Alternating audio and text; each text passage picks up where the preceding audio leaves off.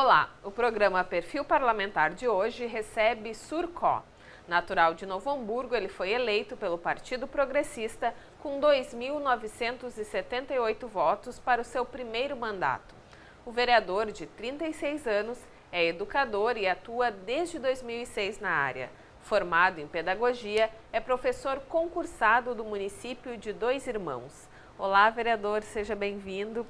Gostaria de lhe perguntar, né, como é que iniciaste a tua participação na política? Foi nos movimentos estudantis, foi na escola, como é que foi? Eu sempre, primeiro, muito obrigado pelo convite, uma boa tarde, boa noite para quem está nos assistindo. Daniela, o meu primeiro contato com a política foi realmente nos movimentos estudantis, quando eu estudei na Escola Liberato, no ano de 1994, e lá eu tive contato com amigos, não fui membro do Grêmio, mas passava os dias lá com a galera do Grêmio Estudantil, que eram meus amigos, que representavam lá os estudantes, e ali comecei a tomar gosto. Meu pai sempre foi muito ativo na política também, meu pai é membro do PMDB há mais de 15 anos, e sempre foi alguém também muito ativo politicamente, inclusive assessorando o vereador Raul Cássio, e depois assessorando o Raul Cássio, inclusive quando ele era vice-prefeito dessa cidade, durante o mandato do Jair Foscarini. E ali, então, acompanhei dentro de casa, meu pai vivendo as alegrias e as tristezas da política, e resolvi, então, também que gostaria de poder me sentir e fazer parte da representação da comunidade, como vereador. Uhum. Como é que começou a tua paixão pela área de educação, né? Mesmo antes de se formar, é difícil hoje as pessoas decidirem, né, serem professores, é um campo que tem pouca procura. Como é que foi essa tua decisão de seguir por essa área? Ela foi muito, digamos assim, muito parecida com a minha entrada na política. Minha irmã é professora concursada, tenho uma madrinha que é professora, eu tenho várias tias professoras, então minha família sempre teve professores. Para você ter uma ideia, entre primos, dos 5 primos que eu tenho, 3 são professores. Então a gente sempre teve esse gosto pelo educar, pelo ensinar. E aí em 2005 eu tive a oportunidade de fazer parte do governo como assessor de ensino fundamental.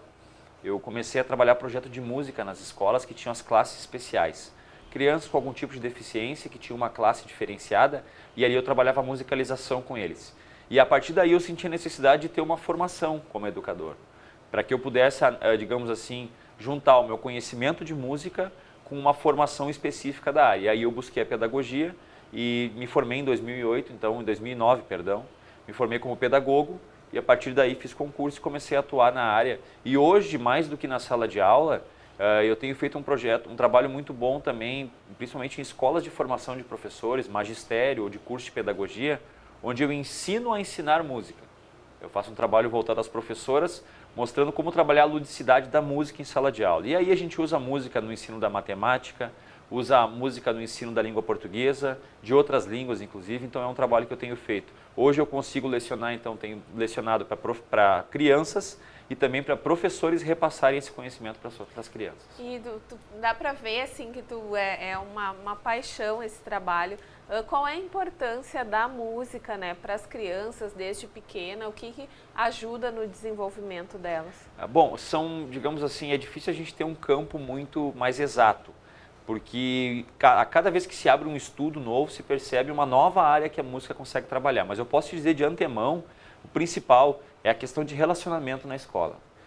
Com a música a gente consegue trabalhar a questão, como eu disse, do lúdico, trabalhar mais o emocional. Então a turma que a gente começa a trabalhar o projeto de música, de imediato começa a se perceber a redução do número de atritos entre os alunos. Se tornam mais amigáveis. Um descobre que o outro tem talento para música, e aí vem mais um porém. Crianças que não se destacam muitas vezes no esporte, entre os colegas, ou em outras coisas, acabam se destacando na música ou na arte. E assim também eles começam a ganhar admiração do grupo. Um desenvolvimento muito bom também que eu uso através de um projeto de hip hop é trabalhar a língua portuguesa. A gente pega alunos que antes viam a poesia, como por exemplo um poema, como algo chato, algo sem graça, e quando eles aprendem que eles podem transformar aquilo em música através da batida do hip hop, que eles gostam muito, começa a se surgir então um interesse pela língua portuguesa.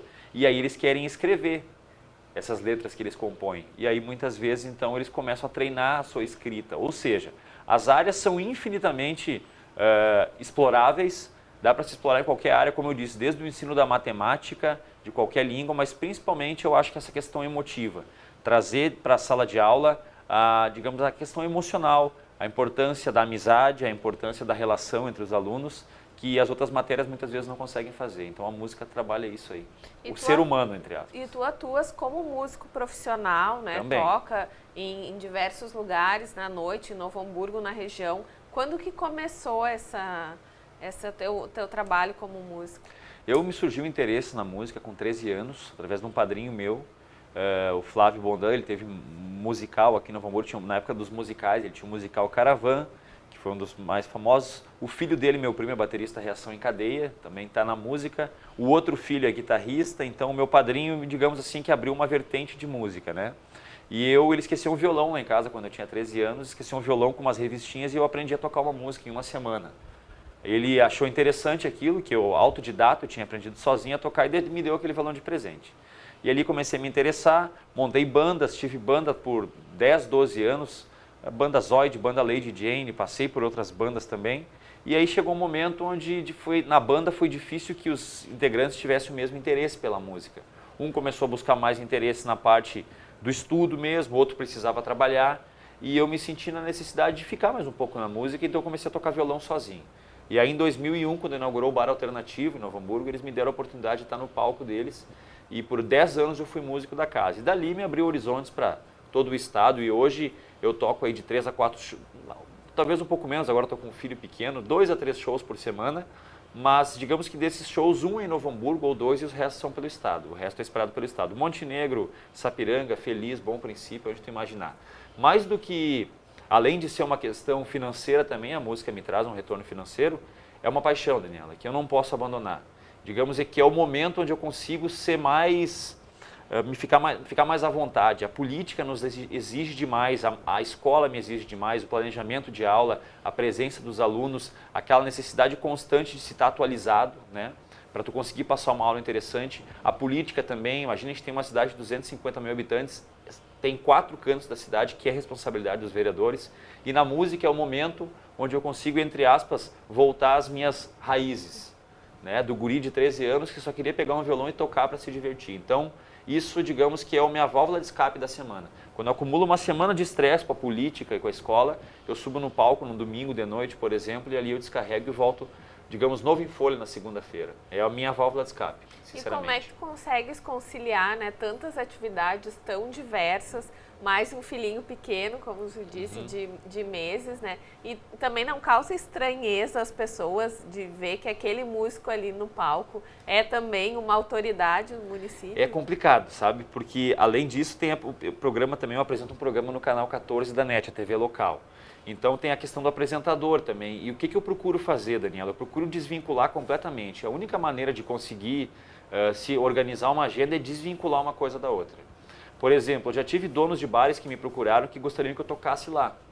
Vem aqui conhecer o bar. Eu cheguei lá para tocar e ele disse, na verdade eu preciso de um alvará. Por isso que eu te chamei para tocar, porque de repente contigo não tem problema de não ter alvará. Eu disse, olha, então não mistura as coisas. Se o senhor precisa de um alvará, o senhor tem que buscar isso junto ao poder público, né? Então ele estava confundindo, ele queria na verdade o vereador no bar dele para facilitar algo que na verdade nem é papel de vereador, né? Que é do poder executivo. Então eu procuro desvincular. Claro que me acontece de estar no show tocando, vem um bilhete, toca Raul, daí vem outro, toca Djavan, daqui a pouco vem lâmpada queimada na rua tal. Acontece, me aconteceu já, mas eu tento sempre desvincular. Eu faço um programa de TV, como eu te disse, onde eu não falo sobre política no programa. Não falo sobre política. Por quê? Porque a partir do momento que eu for lá um dia para fazer uma crítica de outro político, ou mesmo de alguma gestão pública, no momento em que eu errar, eu vou ter que ir lá me manifestar também que eu errei. E eu também não acho correto que os outros 13 vereadores não tenham esse espaço de se manifestar politicamente. Então lá eu procuro ser mais o ISUR músico e professor. No palco eu sou o músico, aqui eu sou o vereador, então eu tento não misturar as coisas. É a única maneira.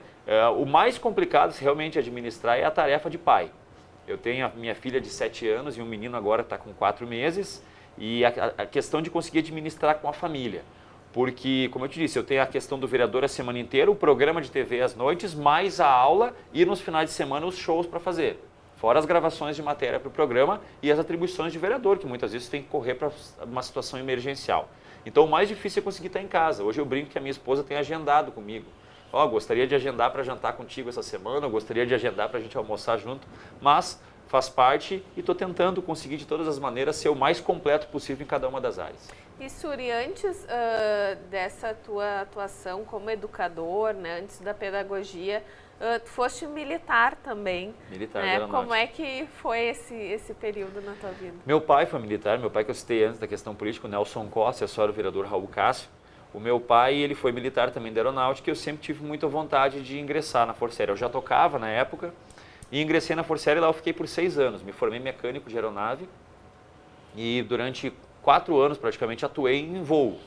Fazia manutenção de voo, ou seja, voava junto para num pouso, numa outra, digamos assim, numa outra cidade, saber a quantidade de combustível que a gente precisava reabastecer, a quantidade de carga que a gente ia decolar, portanto, o quanto de pista a gente ia usar. Na aeronáutica existe esse mecânico que faz esse auxílio ao voo, e era o papel que eu fazia. Fora a manutenção também de hangar. Quando eu saí da aeronáutica em 2002, eu até ingressei, fiquei pouquíssimo tempo trabalhando na área de aviação privada, né? Em Porto Alegre, no aeroporto, trabalhando num hangar de uma empresa privada que na verdade nem existe mais. É uma empresa que já, ainda brinco, as pessoas dizem, depois que tu foi virar mecânico, a empresa fechou. Mas não é, a empresa fechou, ela foi vendida para uma outra, mas cheguei a atuar um tempo na área, mas eu não queria mais trabalhar em turno. Como eu sempre trabalhei em turno na minha vida, eu não queria mais aquela questão de ter que passar noites e noites fora de casa, virando turno. E na aviação sempre é assim. Como a aviação não para, as equipes trabalham sempre em turno, para dar conta 24 horas por dia de dar conta da manutenção. E eu estava um pouco de saco cheio daquilo, resolvi arriscar. De 2002 a 2006 eu praticamente vivi só da música. Foi onde eu ganhei muito espaço como músico, mas sempre guardando a minha saudade de milico, porque lá eu fiz muitas amizades e lá eu posso dizer que eu aprendi uma das coisas mais importantes da vida de um homem, que é aprender a respeito. Que apesar que não interessa o posto que tu tá, a situação que tu tá, se tu é superior ou tu é inferior, sempre ter respeito, porque lá dentro se exigia demais isso, respeito e hierarquia. E essa foi uma lição que eu trouxe, além da questão da amizade incondicional, que a gente aprende lá a criar o espírito de grupo e estar com os amigos onde quer que eles estejam, em situações boas ou ruins. Tudo isso eu aprendi na aeronáutica e devo muito à Força Aérea. Vereador, tu já havia recebido outros convites, né, para se candidatar à vereança em 2004 e em 2008 e acabou se candidatando só no ano passado, em 2012, sendo eleito com uma excelente votação, né? O que fez com que tu mudasse de opinião, né, nas primeiras vezes não aceitasse a vereador e acabar decidindo concorrer no ano passado? Aceitei, Daniela, porque as 2 vezes onde eu já tinha sido convidado, em 2004 e 2008, eu não me sentia preparado. Eu não me sentia preparado com capacidade e principalmente com uma área onde eu fosse atuar, digamos assim, fortemente. Como eu disse, eu tinha uma relação com a cultura muito boa, por ser músico há muito tempo, mas eu sentia uma bandeira pela qual brigar. E a partir de 2008, eu tive um convite, em 2009, professor concursado, eu vi essa área que eu vou brigar, eu gostaria muito, então eu comecei a me preparar principalmente para entender o funcionamento da educação, entender como é que funcionam os projetos, de onde vêm as verbas, o quanto verba deve ser destinada para cá, para lá, entender o gerenciamento de uma escola, qual é o papel do diretor, realmente até onde vai o diretor e onde começa o secretário de educação, e antes eu não me sentia preparado para isso. A partir de 2009, quando eu, como disse, ingressei lá como concursado, em 2010, 2011 comecei a me sentir preparado. E aí busquei mudar de partido, eu era do PMDB, mudei de partido porque eu tinha uma ideia que eu precisava de novos ares, eu pensava que um partido onde eu neguei 2 vezes, talvez, né, me concorrer, era o momento de eu buscar novos ares. Através de uma relação muito próxima com o deputado Mano Tchendes, que também é músico, eu acabei ingressando às fileiras do Partido Progressista e aí resolvi sim concorrer. E tinha uma questão também, meu pai, como era do diretório do PMDB, eu tinha muito medo que se um dia eu concorresse a vereador pelo PMDB, sempre eu ia me dar qualquer mérito ao meu pai. Eu dizia, tu só concorreu porque tu é filho de um diretor do PMDB. Tu só ganhou espaço para concorrer, ou Aí eu me acusar de ter ganho mais material que os outros, porque eu era filho e eu queria caminhar com as minhas próprias pernas. Então eu fui buscar um partido onde eu não tivesse uma relação familiar, onde eu pudesse ser o Issur e não o filho do Nelson. E aí encontrei o Partido Progressista, concorri, e mais do que as pessoas, eu também me surpreendi com a votação.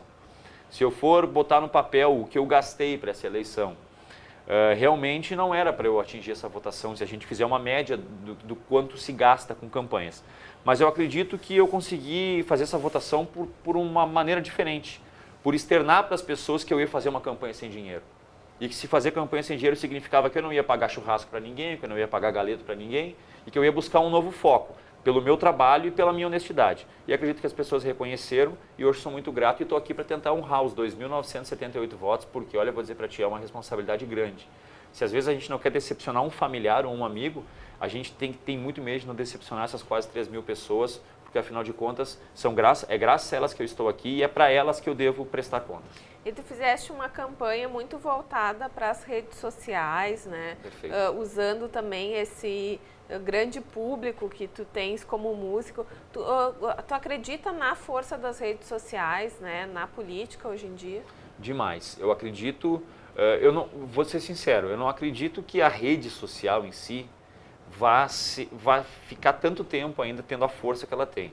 Eu já começo a perceber uma certa banalização nas redes, a gente já percebe muitas coisas supérfluas já na rede, mas eu acho que esse poder de comunicação, da velocidade da comunicação, a velocidade da informação é que vai fazer a diferença daqui para frente mais que as redes sociais.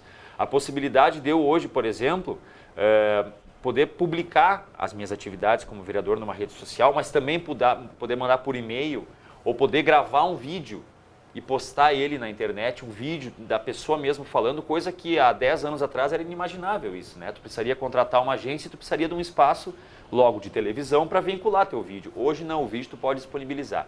Então eu entendo que a internet, além das redes sociais, já fizeram e farão toda a diferença daqui para frente. Para mim eu posso dizer que fez. Eu acredito que, digamos que no mínimo 50% da votação que eu atingi deva vir do meu grupo de contatos do Facebook.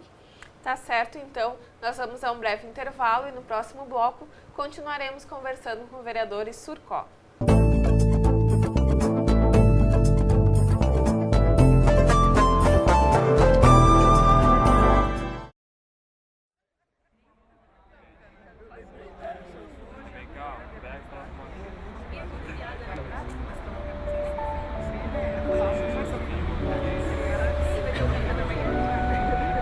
Cada um com os seus problemas.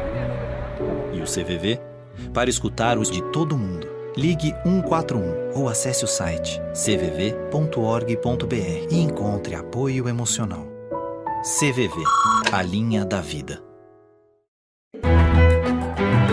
Se a liberdade e a democracia não são termos equivalentes, certamente são complementares.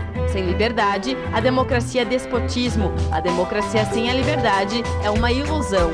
Otávio Paz. Seja livre, participe da vida política de sua cidade, dê as suas sugestões, faça as suas críticas, através do site câmaranh.rs.gov.br.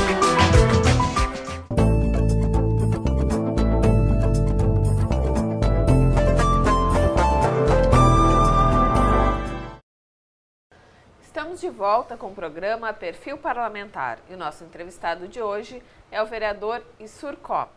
Vereador, como é que tem sido a sua experiência aqui no Legislativo Hamburguense? Daniela, olha, eu tinha uma ideia mais ou menos, eu era assessor do vereador Raul Cássio, fui assessor dele durante 2 anos, 2009 e 2010, aqui na casa mesmo, e eu tinha uma ideia do que era o trabalho do parlamentar. Mas eu confesso que quando a gente assume a cadeira, a gente percebe o real trabalho.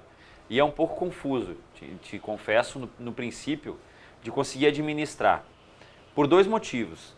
Primeiro, por a gente, até o momento onde tu consegue entender até onde vai a capacidade do vereador, até onde o vereador pode agir, até onde ele tem que esperar a ação do executivo, mas principalmente a dificuldade que a gente tem da comunidade entender até que momento ela deve procurar o vereador e até onde ela deve procurar o poder executivo. Eu confesso que o mais difícil é fazer essa filtragem.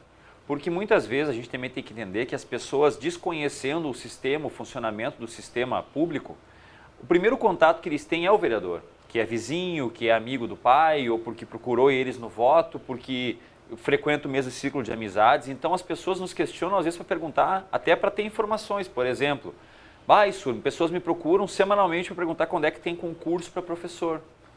Por que elas procuram a mim, quando na verdade quem disponibiliza essa informação é a prefeitura? Mas porque eles entendem que o vereador que fez um mandato com o foco na educação, provavelmente tem essa informação. Então a gente procura repassar essa informação. Mas como eu te disse, não é o trabalho do vereador que tu acaba fazendo, que não tem custo nenhum também, mas afinal de contas é uma dificuldade então para voltar então ao começo da informação, é isso. Saber situar o vereador até onde a gente pode e onde a gente não pode. Eu percebo que é um pouco frustrante, para te confessar, porque as pessoas esperam da gente um certo poder que na verdade a gente não tem. O nosso poder é de fiscalizar e legislar, essa é a nossa atribuição como vereador, mas mesmo fiscalizando e solicitando uma providência em relação a qualquer problema, uma mazela da cidade, eu preciso aguardar a execução do executivo. E as pessoas então elas entendem muitas vezes, olha, eu procurei o vereador e comuniquei a ele que a nossa rua está com um problema de esgoto entupido. As pessoas entendem que isso automaticamente tem que estar resolvido. Na verdade não, o vereador precisa solicitar o executivo para que faça esse serviço. Então essa é a dificuldade maior. Quanto à questão legal, eu te confesso que o processo de criação de leis, ele também tem que se fazer uma meia-culpa, porque a gente já tem lei demais nesse país, né? Lei é o que não falta, o que a gente precisa realmente é fiscalização e que essas leis sejam cumpridas. Então, cada vez que o vereador vai trabalhar um projeto, a gente tem que ver se não tem nenhuma lei federal que já especifique isso, aí tu desce para a esfera estadual, aí tu vai buscar no banco das leis do município, se não tem nada que regulamente isso, e por fim tu tem que ver se existe possibilidade dessa lei realmente ser efetiva. É que muitas vezes também as pessoas e a própria imprensa acabam medindo o trabalho do vereador pelo número de projetos apresentados. Não, exatamente, eu acho que não deve ser esse fator. Nós sabemos que não é isso, né? Tem várias outras coisas que o vereador pode fazer. Isso, porque o vereador às vezes apresenta um projeto, posso dizer, por exemplo, eu apresentei 100 projetos em um ano, e tu vai ver dos meus 100 projetos, 100% deles eram inconstitucionais, ou seja, já existia uma lei superior que regulamentava, ou não era atribuição do vereador legislar sobre esse tema, mas é usado como bandeira. Então é muito relativo. Eu entendo que o primeiro julgamento que deve se fazer de um político, e é como eu costumo julgar, é pela sua idoneidade do seu trabalho e transparência. É a primeira questão. Muitas vezes o vereador não está aqui simplesmente para criar leis, mas ele está aqui para votar o que é bom e o que é ruim para a comunidade, o que muitas vezes é encaminhado pela prefeitura. E às vezes não adianta o vereador botar 3 ou 4 projetos em prol da comunidade e em 1 ou 2 votações ele desconstruir todo aquele trabalho que ele fez. Então, o trabalho vai muito além de apresentar projetos ou não. É a maneira como o vereador fiscaliza o Poder Executivo, é a maneira que o vereador tem de se comunicar, porque existe a desconstrução e a construção. É complicado a linha, eu, por exemplo, como vereador de oposição, conseguir construir um trabalho de construção, mesmo sendo oposição, e não só desconstruir. Então, é uma aprendizagem. Eu acredito, Daniela, que ao longo dos 4 anos, digamos, que eu vou ficar aqui de mandato, eu vou chegar no último dia do mandato e vou dizer que eu ainda não aprendi tudo que poderia aprender. E vereadores, eu acho que com 6 mandatos, a gente nunca... Porque a cidade está mudando, as pessoas estão mudando, as relações estão mudando e aquilo que as pessoas esperam também do poder público está mudando.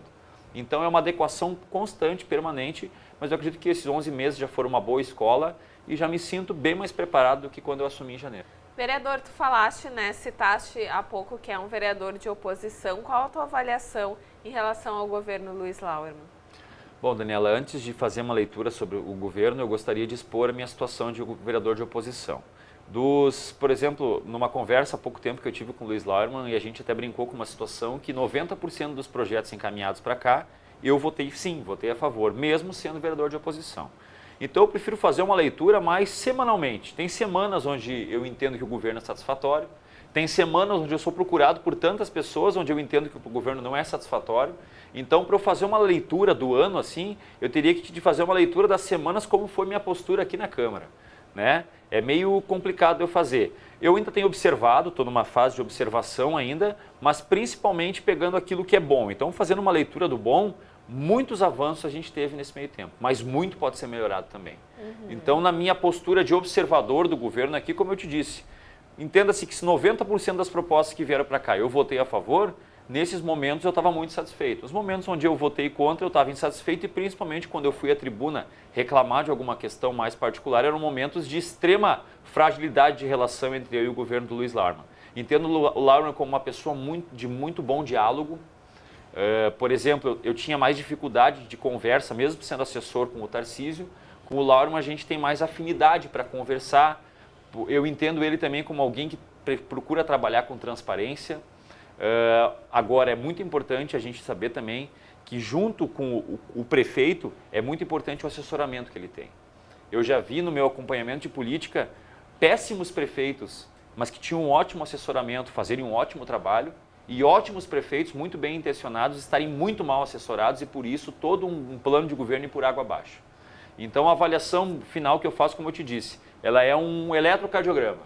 Imagina uma leitura de um eletrocardiograma cheio de altos e baixos, mas, como eu te disse, pela minha votação aí que eu tive nos projetos, quem fizer um levantamento, pode ver que eu muito mais estive do lado do governo do que contra ele.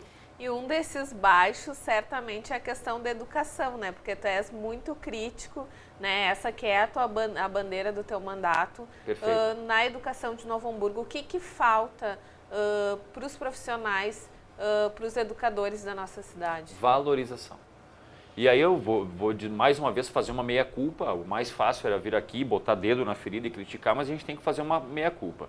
A educação é um problema do país, né? Mas eu não sou vereador no país, eu sou vereador em Novo Hamburgo. Então, em Novo Hamburgo, eu quero que os problemas sejam o máximo possível amenizados, né? O máximo possível a gente conseguir acabar com eles. Mas o principal, como eu disse, que o professor procura, não é um salário exorbitante, não é mais folga, não é menos horário em sala de aula, não. O professor quer valorização. O que é valorização? Tu respeitar um profissional que é quem está construindo a tua cidade para o futuro. E aí, quando eu falo profissional, eu incluo o professor da rede municipal, da rede particular e também da rede estadual, que fica muito esquecido. Há pouco tempo eu tive uma conversa com alguém da nossa rede de educação e falei que eu achava que a rede de ensino municipal, a secretaria, deveria se preocupar mais com a rede estadual. Eles alegaram que não, que a rede estadual é um problema do Estado. E aí eu contrapus, eu disse não. A partir do momento em que a escola estadual está atendendo um cidadão de Novo Hamburgo, e que é ela quem pega o nosso aluno na rede municipal e digamos, encaminha e prepara até o mercado de trabalho, a gente tem que sim dar muita atenção para a rede estadual. Porque eu não vou conseguir pegar um aluno, digamos que termina o primeiro grau na rede municipal, e abandonar ele por 3 anos e pegar ele pronto para o mercado de trabalho depois, se eu não tiver um assessoramento, se eu não tiver um acompanhamento e principalmente uma preparação para esse mercado. Novo Hamburgo tem que saber o que quer para o nosso mercado de trabalho, Novo Hamburgo tem que saber o que espera dos seus cidadãos, ou seja, a gente já sabe o que esperar. E as ferramentas para se ter uma boa educação, elas também estão à disposição. O que a gente precisa? Mais diálogo e principalmente, mais uma vez eu reforço, valorização. E aí valorização vem desde cumprir as metas que estão estipuladas nos planos de carreira dos professores, até um salário digno e até o respeito na conversa. Tem a questão também da hora-atividade, né, que os professores reclamam muito do descumprimento aqui em Novo Hamburgo. É uma lei federal e ainda não é cumprida 100%, né, que é 1/3 de hora-atividade, ou seja, para cada 2 horas em sala de aula, o professor tem que ter direito a 1 hora planejando aquela aula. E é importantíssimo, porque hoje os professores planejam em casa. Nenhum profissional de nenhuma área, a menos que esteja recebendo uma extra, ele sai da sua casa e vai lá, ele sai do seu trabalho, entre aspas, e vai para casa e vai trabalhar, deixando de estar com a sua família até 8, 9, 10, 11 horas da noite, preparando o trabalho do dia seguinte. E o professor precisa fazer isso, principalmente o professor dedicado. O que tem acontecido? Quando não se tem valorização, quem é que fica? Quem não quer ser valorizado porque não se entende com valor. E aí ficam os mal profissionais. E os bons profissionais vão procurar valorização. E onde é que eles encontram, muitas vezes, fora da área da educação. Eu perdi colegas, e aí eu vou dizer para ti que perdi colegas na época de rede municipal, os melhores que foram, por exemplo, para trabalhar no caixa da loja da sogra, porque lá ela era mais valorizada e lá ela ganhava mais. Então eu acho que a gente, enquanto não valorizar o professor e dar ele o respeito que ele merece, seja ele da rede municipal, estadual ou profissional ou particular, a gente nunca vai ter alguém formando bem a nossa sociedade e nós vamos colher maus frutos no futuro. Entre os projetos que tu apresentaste, né, ao longo do ano, um deles é a que institui a entrega do relatório semestral com os indicadores da educação para o Legislativo. Qual a importância desse projeto? A minha visão, Daniela, é para que os vereadores possam fazer uma leitura semestral do que se passa na rede municipal. Hoje muitas vezes os vereadores trabalham na base de denúncia. Né? Porque quando o vereador quando a gente entra numa bola de neve, entre aspas, que é buscar remediar problemas, tá faltando vaga na escola tal, daí tu corre lá para tentar resolver aquele problema daquela comunidade. Agora está faltando sala de aula na escola tal, vamos lá tentar resolver. Isso tudo a gente poderia prevenir, não remediar. A partir do momento que os vereadores tiverem aqui a possibilidade de fazer uma leitura da educação, eles já vão conseguir prever o que vem a acontecer. Quando ele conseguir entender que vem crescendo de 100 em 100 o número de alunos inscritos na rede, ele, olha, semestre passado, 50 matrículas, agora para o ano aumentarem 50, mais 50, eu já posso prever que no outro ano eu vou precisar de mais 50 vagas, então já vou brigar por isso. Estou dando um exemplo bem simples, mas que a ideia é essa, que os vereadores possam entender o quadro da educação e, a partir do entendimento da educação, poder brigar pela melhora dela. Tem muitas coisas também mudando, né, no sistema de educação municipal, estadual. As crianças Perfeito. Agora têm que entrar na escola mais cedo, né? Com 4 e 5 anos. Como é que acho que a comunidade não está muito a par disso, né? Qual vai ser o papel do vereador nessas alterações agora da rede de ensino? Eu vejo o vereador como um fusível que faz a ligação entre o poder e a comunidade. A gente é que tem muitas vezes, como eu te disse, como eu citei numa pergunta anterior, por ter essa proximidade com a comunidade, as pessoas nos procuram para intermediar as questões. Mas já posso te antecipar que muitas delas a gente tem que fazer uma meia-culpa, como eu já falei 2 vezes. Essa lei agora, por exemplo, essa medida que foi implantada pelo MEC, que as crianças de 4 e 5 anos têm que ter espaço de matrícula na rede municipal, pegou muitos municípios com as calças na mão, para dizer bem o termo. Por quê? Pela falta de estrutura para receber. Porque não é simplesmente colocar 2 professores, tu tem que ter sala de aula, tu tem que ter refeitório, tu tem que ter a merenda, tu tem que ter o transporte, ou seja, é um conjunto de coisas somadas para que se consiga atender essa nova medida. E isso não acontece da noite para o dia. Deveria ter tido um regulamento. Por exemplo, olha, até o ano de 2016, que é o que está previsto realmente, mas deveria o município ir se preparando e não acontecer como aconteceu aqui em Novo Hamburgo, que se fecharam os 5º e 6º anos de muitas escolas para se colocar o 4º e 5º ano. O que a gente fez? Fazendo aquela brincadeira, é o cobertor curto. Tu puxa o cobertor para tapar a cabeça, os pés ficam de fora. E foi mais ou menos o que aconteceu. A gente despia um santo para vestir outro. Ou seja, abriram-se vagas de 4º e 5º ano, num caso bem específico, estou citando de Novo Hamburgo, e fecharam-se de 5º e 6º ano. Então, eu acho que os vereadores têm que fazer esse meio campo. Procurar a comunidade que foi lesada por essa nova medida, levar eles junto ao Poder Executivo, mostrar a situação deles e buscar o caminho mais, entre aspas, menos sofrido para todos os lados. Com menos atrito com o Poder Executivo, porque o atrito não resolve, o atrito só vai resolver para criar fogo. E fogo dá incêndio, né? Então a gente precisa realmente de mais diálogo e diálogo de bom nível, principalmente entre a comunidade, os vereadores intermediando para chegar até o Poder Executivo, que é quem realmente toma essas ações. Vereador, e voltando um pouquinho aqui para a questão da casa, né? O senhor tem se mostrado um vereador combativo em diversas frentes e apresentou alguns projetos polêmicos, como a questão da redução e regramento das diárias para a participação de vereadores em eventos, né, fora do município. Como é que está esse projeto? Ele está tramitando há quantos anos? Esse é um projeto que, na verdade, foi assinado por 3 vereadores, em conjunto a vereadora Patrícia Beck, eu e o vereador Coronel Farias. Ele é um projeto que gerou muita discussão, muita briga, principalmente aqui dentro da casa, porque alguns entendiam que não deveriam se mexer nesse regramento, outros entendem que sim. Eu, por exemplo, não estou completamente satisfeito com o projeto.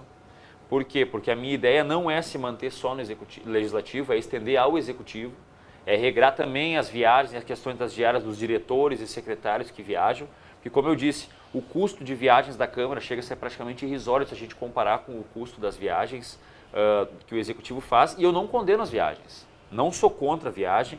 Eu acho que se o profissional, principalmente do quadro concursado, precisa fazer uma viagem para se especializar e trazer para o Novo Hamburgo conhecimento, é um investimento, não é gasto, é um investimento nessa viagem.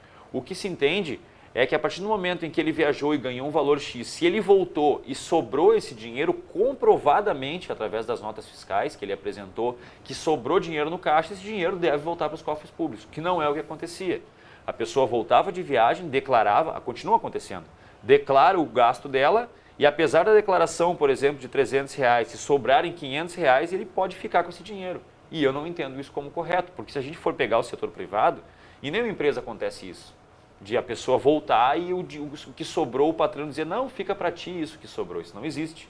Então a ideia é que a gente se crie esse regramento e estenda ele futuramente para o Poder Executivo, porque não é nem a questão de querer cortar o A ou B ou o que um vereador fez ou que o outro acha que está certo ou que está errado. Muitos até questionaram, disseram, mas isso está há tanto tempo assim, por que tu vai mexer? Eu digo, olha, não é porque está há tanto tempo que está certo. Né? Não é porque todo mundo faz que está certo. Então a gente pode criar um regramento e ser mais honesto, porque muitas vezes, digamos assim, uma viagem de 5 dias, esse retorno de dinheiro pode não fazer muita diferença nos cofres públicos, no montante de dinheiro que sai, mas com certeza para uma pessoa que aguarda um procedimento cirúrgico ou que aguarda uma questão que tem esse custo, faz toda a diferença. Então a gente tem que ter muito zelo pelo dinheiro público e essa é mais uma medida para aumentar esse zelo. Vereador, e quais são as suas expectativas para os próximos 3 anos agora de mandato? Um pouco ansioso, sabe? Acho que na verdade cada ano, cada dia é uma expectativa e uma ansiedade grande, porque a cada dia as coisas mudam. Eu posso ter uma semana de muita tranquilidade e acordar numa segunda-feira às 6h15 da manhã com o telefone tocando, com, entre aspas, um incêndio acontecendo na rede municipal de ensino, ou professores reclamando de alguma nova medida, ou cidadãos reclamando de um mau atendimento no posto de saúde. Ou seja, o vereador é 24 horas por dia. Se eu não consigo projetar o dia de amanhã, eu não tenho nem condições de projetar os próximos 3 anos. O que eu posso dizer é que a vontade de trabalhar está cada vez maior, principalmente por estar entendendo onde é a minha área de trabalho, a abrangência do vereador. Essa vontade de trabalhar é muito grande, vontade de fazer jus aos votos e espero conseguir entrar numa linha assim de menos atrito e mais solução. Esse é meu grande desafio. Conseguir resolver as coisas sem branquear tantos meus cabelos que nem eu branqueei aí em questão de 1 ano. A minha voz continua a mesma, mas meus cabelos, quanta diferença. Vereador, estamos já na proximidade de uma nova eleição para a mesa diretora da casa e o senhor almeja algum dia nesses próximos 3 anos fazer parte da mesa diretora ou até assumir a presidência da casa? Daniela, eu vou ser sincero e para isso eu vou usar um outro exemplo. Eu fui procurado já assim que eu me elegi em outubro do ano passado, eu não tinha nem tomado posse como vereador, né, assumido o mandato, eu fui procurado já por uma pessoa que faz marketing político, que queria me aconselhar para a minha campanha de deputado estadual em 2014. Eu disse, peraí, mas eu nem assumi como vereador, e não, mas tu teve uma boa votação, então a gente tem que aproveitar, tu pode ter uma carreira meteórica. E quando ele falou em carreira, foi o que pesou para mim. Eu acho que político não tem que ter carreira. Né? O político tem um dia para trabalhar depois do outro e pode, assim como digamos, o meu tipo de política é útil para o município, ele pode daqui a 4 anos não ser mais útil, né? Mas o que eu posso te dizer assim de presidência da casa? Assim como eu não me sinto preparado hoje para me jogar, entre aspas, a deputado estadual, porque eu não provei nada como vereador, eu tenho 1 ano e pouco de mandato, não provei nada nem como capacidade política, eu também acho que eu não tenho ainda, digamos, a ambição por não me ver preparado para pensar que eu poderia contribuir. Eu sou muito da opinião seguinte, Daniela, ou eu vou para contribuir ou eu não vou. Então eu não vejo hoje o porquê do ISUR estar na mesa da casa. Eu não vejo nada ali que eu poderia fazer como presidente da casa que eu não posso fazer como vereador. Pelo contrário, eu acho que a presidência da casa hoje vai me tirar um tempo precioso para a atenção que eu quero dar para as escolas, principalmente. E que a casa, a gente sabe toda a tramitação e as representações que um presidente tem que fazer, exige demais dele, né? E eu, como alguém, como eu citei no começo da entrevista, com a questão familiar, da música, do programa, do vereador, da escola, e eu gosto muito de poder focar no meu mandato, eu espero adquirir um pouco mais de experiência, talvez lá para num outro mandato ou numa outra situação, pensar em presidência, mas hoje eu não penso em presidência da casa. Vereador, então, para finalizarmos, eu pedi que tu deixes uma mensagem para os nossos telespectadores, né? E para toda a comunidade de Novo Hamburgo que certamente apoia o teu trabalho. Eu agradeço essa oportunidade, então, de estar aqui manifestando. Peço que as pessoas procurem os vereadores, principalmente para aquilo que é a atribuição dos vereadores, né? Eu vejo hoje muita gente sentado na rede social, como a gente diz, os revolucionários do Facebook, que vão para a rede social, as pessoas que têm uma capacidade imensa de mobilização, pessoas que têm uma capacidade imensa de conscientização política, que ficam usando simplesmente da rede social para tripudiar A ou tripudiar B ou reclamar de C. Eu peço que as pessoas ajudem a construir. E principalmente, se eu puder dar um recado para os eleitores, que valorizem o seu voto, porque não é um salsichão com pão, um galeto ou um caminhão de aterro que vai fazer valer um mandato de 4 anos. E aí vou te dar um exemplo, Daniela.